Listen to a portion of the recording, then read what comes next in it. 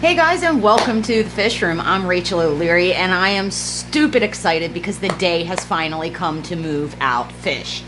Today we're going to go around and catch all the fish that I plan to move into my tubs. I've been testing the temperatures in the tubs every single day with my infrared thermometer, and for the past 3 days they've been 68 to 70 in the morning, getting up into the high 70s during the day. And when I look at my weather forecast, it's going to be in the mid-50s overnight and the 80s every day for the rest of the month. So it's prime time to move stuff out into my yard tubs, as well as finish putting things into the greenhouse. Now, if you remember correctly, I did move those Danio tin wine-eye into the greenhouse. I caught them yesterday and moved them to an outdoor tub because I think I want to try a couple of Tetras or maybe some of my barred pencilfish in the greenhouse. So we're going to get hot on catching some fish. Now, catching fish out of an aquarium is always a bit of a task. So what I generally like to do is take my trusty bucket, put all the plants and the sponge filter into it, drop the water line a bit, and then catch the fish. Before I start that, I am going to take some of the tap water or tank water from the aquarium in order to have a spot to put my fish before it's all disturbed and mucky. Now, this aquarium houses my Rhizzius wolwerae, or my Daisy's rice fish, which last year, if you were following along, you know, bred like gangbusters. So I'm excited to move them out again. These are actually the offspring from last year. So I expect they will do very well. I've seen some females carrying eggs in this holding tank. Again, I'm just removing as many obstacles as I can so that I can just scoop out the fish. And I'll likely drop the water line a bit here too, taking the time to suck up any of the debris. Now, as I catch fish out of these aquariums, I may break them down for the time being because the goal is to move the 150-gallon hill stream over to this area, which I haven't been able to do because there's currently, obviously, aquariums occupying it. So if I can break down all these aquariums, it'll free up space for me to build a rack, or for my husband, actually, to build a rack to move the 150 over here. So summer tubbing is going to serve two purposes for me this year. It's going to allow me to breed a ton of fish, but it's also going to make it possible for me to restructure the fish room in a more streamlined and meaningful way for content for you guys as well as for me to maintain it. So I'm pretty excited about that. Alright, time to catch some fish.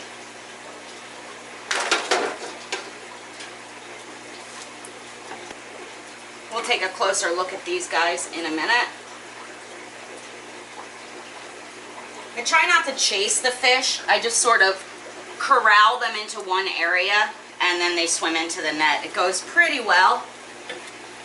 Now, I wouldn't normally move all of the fish out, but because I need to move these aquariums, I'm going to this year. Fairly certain that's all of them. Now, in the weeks leading up to moving fish out to the tubs, I do tend to do a bunch of frequent small volume water changes just to make the aquarium parameters as dilute as possible, since they're going into pretty close to rainwater outside. We're going to catch my lemon white clouds, so I'm going to go empty this bucket and grab a fresh net.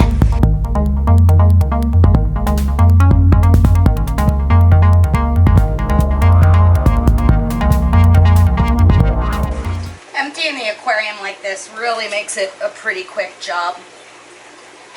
That's all of those. So this tank is empty, this tank is empty, and this far tank just has a single male endler that I need to put with his friends. Next, we're going to catch my CPDs, which are in this aquarium. So let me go deal with this bucket. Captured some water. Now, there are a few different species of fish in here, so I'm going to have to sort as I catch. And these CPDs are young, but they should hit maturity quickly in the bin and start breeding right away. I believe I purchased 12 of them when I was at Reef to Rift a while ago. I've also had 6 Corridors habrosus I've been quarantining in here that are ready to go, so I'm just going to dump them down with some friends in the tank below. Again, removing plants and stuff as needed.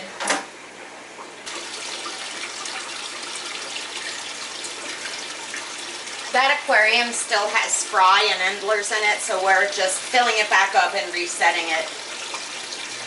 Next, we will catch my white clouds and some SP rasboras, and I think the purple emperors, and I think maybe some barred pencilfish.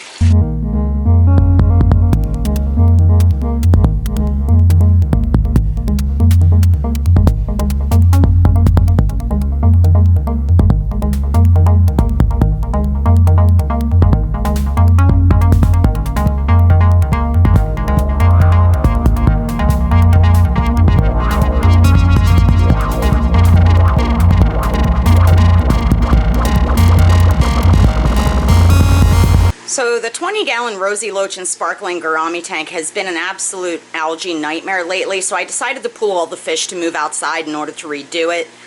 I made quite a mess, but I think I have caught all the fish that I need to catch for right now, so let's take a quick look at those and then we'll head out to the tubs. So up first we have our Oryzius wowerei, or the Daisy's rice fish. You can see their bright blue eye. The males get a blue body, the females get some nice orange and lemon coloration, and they're just a super awesome fish that's very, very versatile. Then we have our purple emperor tetras. Now, these guys have been prolific for me, and even in this container you can see some of the fry. I sold off all the fish but these. I'm going to move these out to breed, and then probably move some purple oil cats into their aquarium. Then I grabbed just a small group of the Nanostomus sp, or the barred pencilfish. I'm not at all sure how they'll do, and because they're like a $20 a piece fish, I don't want to risk too many, so I grabbed some that were way rounder than the others, and we'll toss them into a greenhouse tub. Up next, we have one of my tried and true all-time favorites, the SP rasbora, or lamb chop rasbora, or Trigonostigma sp. You can see how gorgeous these guys are, even stressed, and I'm really hoping they breed me out of house and home because they're a fish that I really like to have in stock. Then we have container 1 of 2 of the lemon white clouds. This is actually the fry that I've been raising from the adults.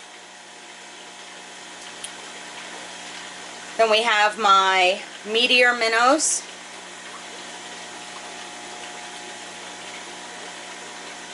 Then we have the adults of my lemon white clouds.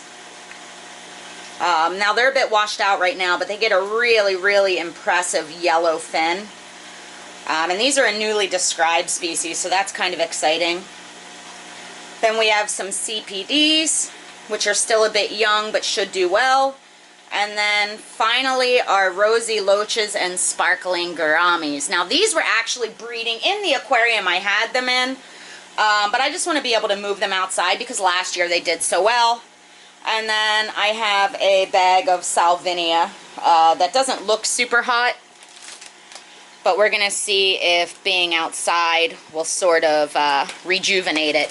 So what I'm going to do is I'm going to put all of these critters into bags, and the main reason for that is because it's just going to be a lot of up and down the stairs for me otherwise, and this way too I can float them in their respective tubs in order to let them temperature acclimate. Now that's the only acclimation I'm really worried about. I keep my fish room about 85 degrees, which is coincidentally also the temperature outside today. I'm also going to label the bags just because sometimes when fish get stressed it can be hard to tell them apart. And especially with 3 tubs of white clouds, I want to make sure I'm not mixing them up. Loaded all the bags into a bucket just to make it easier to carry outside. I decided to leave the ESPYs in their container just because that's a lot of fish to cram in one bag, and it's just, it's not hard to carry one container. So let's head outside.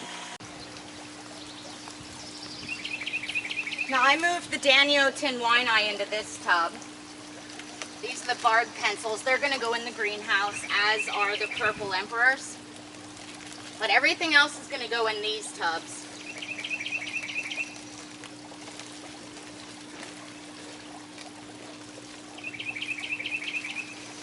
I'm going to give the lemon white clouds, which I have 2 bags of those, one of the 70 gallons.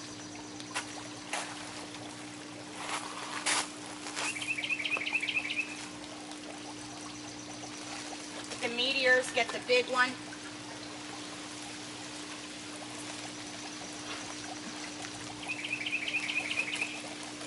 I'm going to give the Woweray the frog tub.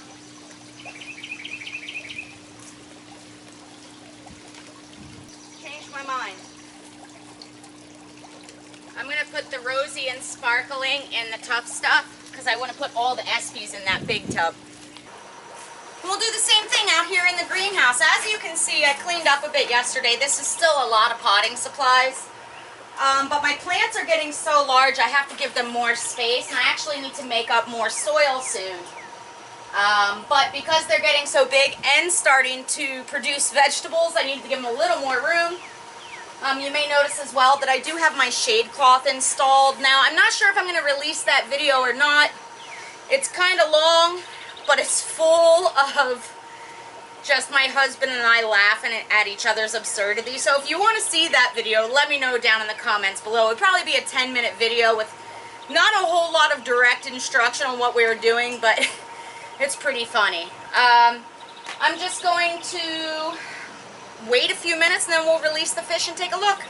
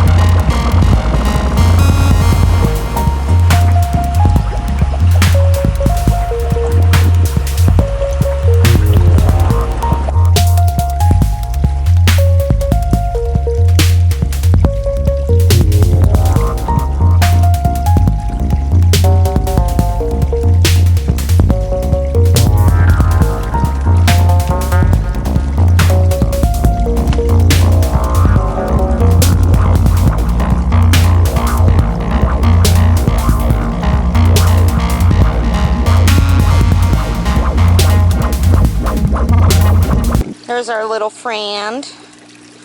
I put the Orisius Woweray in here. They seem to have disappeared nicely. We put the Espy Rasboras in here, and there are just tons of microcrustaceans in here. Oh, there's a whole bunch. I imagine these guys, they almost look green from the top. I'm not sure if you can see it or not. Really cool. These guys, their color was good before I moved them out. They're gonna be insane when I bring them back in. Then we moved all the Meteor Minnows into this tub.